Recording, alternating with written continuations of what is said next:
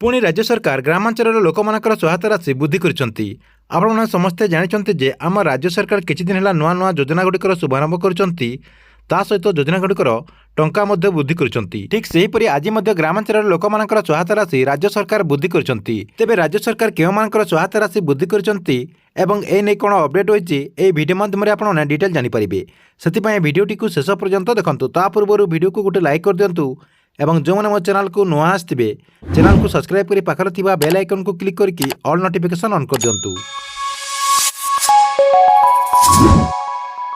मुख्यमंत्री नवीन पंडे कुशली कारीगर मान बहुत बड़ गोटे घोषणा कर स्वावलंबी कारीगर मान दरमा सरकार आज वृद्धि कर राज्यर स्वावलंबी कारीगर मान पारिश्रमिक आउ 2500 टंका राज्य सरकार वृद्धि कर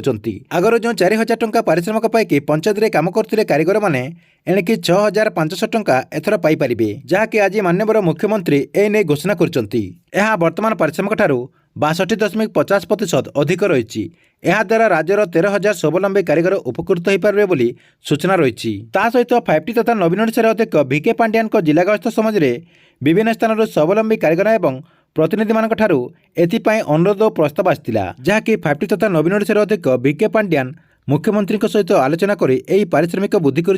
तथ्य रही ठीक अच्छी एथिला आपण बहुत बड़ा गोटे अपडेट आपण वीडियो केमती लगिला कमेंट बॉक्स रे निश्चय गोटे कमेंट करंतु